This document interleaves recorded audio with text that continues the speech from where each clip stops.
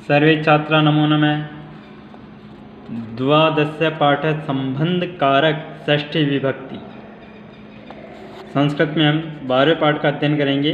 संबंध कारक षष्ठी विभक्ति। संबंध कारक को कारक संस्कृत कारक में नहीं गिना जाता है, इस वजह से संस्कृत में कारक 6 होते हैं। कारक कितने होते हैं? 6। संज्ञा के जिस रूप से एक वस्तु का दूसरी वस्तु या व्यक्ति से संबंध ज्ञात हो उसे संबंध कारक कहते हैं। यानी वाक्य या कर्ता के बीच में या क्रिया किसी और के बीच में जो संबंध होता है उसी को संबंध कारक कहते हैं। जैसे मिट्टी से घड़ा बनता है, घड़ा किससे बनता है? मिट्टी से बनता है। यह पुस्तक रमेश की है, तो पुस्तक किसकी हो गई? यहाँ संबंध हो गया, रमेश की पुस्तक है। राजा दशरथ के पुत्र राम थे, तो यहाँ पर भी संबंध है। इन संबंध के जहाँ प्रकट किया जाता है संबंध को, वहाँ संबंध कारक या षष्ठी विभक्ति का प्रयोग होता है। कर्ता का संबंध जिससे जोड़ते हैं वह संबंध कारक होता है। संबंध का चिन्ह होता है का, के, की, रा, रे, री होता है। संबंध में षष्ठी विभक्ति का प्रयोग होता है। यथा राम का भाई लक्ष्मण है, यहाँ संबंध दर्शाया गया है, का चिन्ह का प्रयोग हो रहा है। इस वाक्य में लक्ष्मण का संबंध राम से जोड़ते हैं, अतः राम संबंध कारक हो गया। तो इस प्रकार से संबंध कारक की परिभाषा है। आगे देखो वाक्य में, गृहस्य समीपे मंदिरम अस्ति। गृहस्य सप्तमी षष्ठी विभक्ति का एक वचन है। रामस्य रामयो रामणाम षष्ठी आता है, वैसे गृहस्य समीपे मंदिरम अस्ति। घर के समीप मंदिर है। समीपे का अर्थ क्या होता है? पास में कर दो या समीप ही लिख दो। घर के पास में मंदिर है।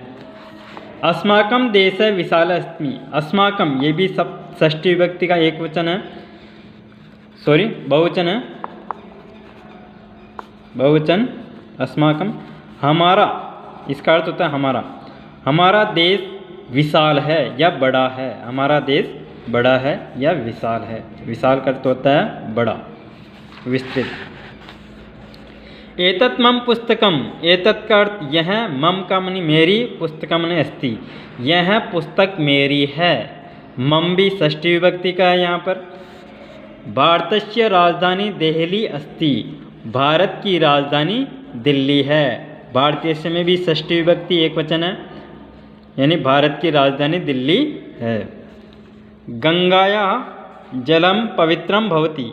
गंगा का जल पवित्र है। कैसा है? पवित्र है। संबंध दर्शाया गया है।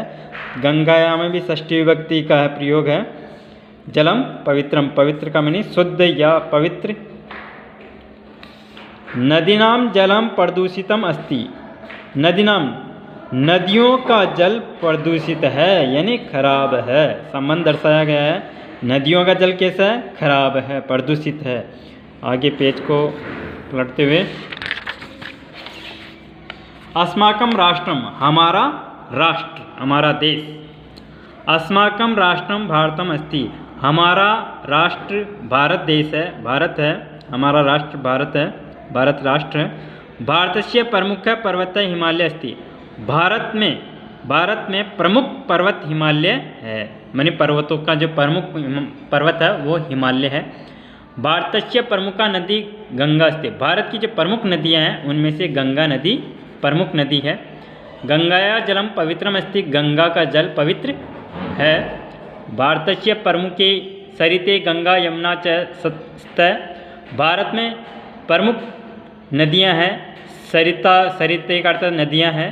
गंगा, यमुना, गंगा और यमुना और भी है आदि। वृक्षाणाम फलानि मधुराणि सन्ति।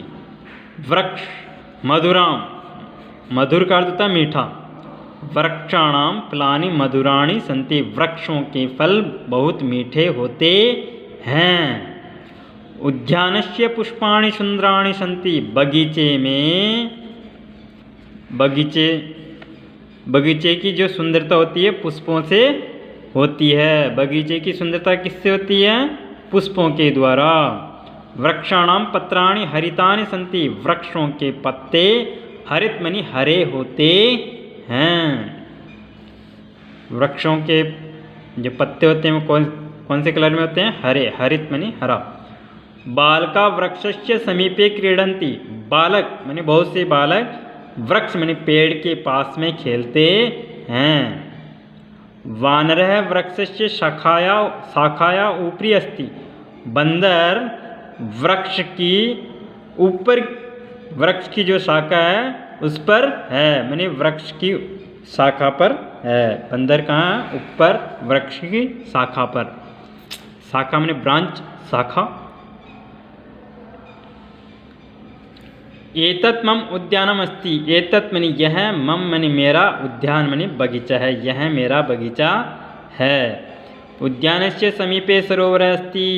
बगीचे के पास ही सरोवर मनी तालाब है। क्या है? तालाब। अद्यतवे नगराणां वातावरणं प्रदूषितम अस्ति। अद्य मनी आज। आज सभी जगह नगरों का, जो शहरों का वातावरण है वह प्रदूषित है, खराब है। आज के समय में सभी नगरों का वातावरण प्रदूषित है। इस पाठ के शब्दार्थ अभ्यास पुस्तिका में करें और अध्ययन करें। हस्तस्य भूषणम दानम सत्यम कंठस्य भूषणम श्रोत्रस्य भूषणम शास्त्रे भूषणे किम प्रयोजनम। जब भूषण का अर्थ होता है आभूषण। भूषण का अर्थ क्या होता है? आभूषण।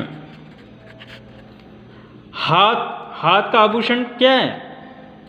दान करना, ना कि कंगन। हाथों में कंगन वगैरह पहनने से हाथ की शोभा नहीं बढ़ती। हाथ की शोभा कब बढ़ती है? जब कोई व्यक्ति उन हाथों से दान करे। सत्यम कंठस्य भूषणम।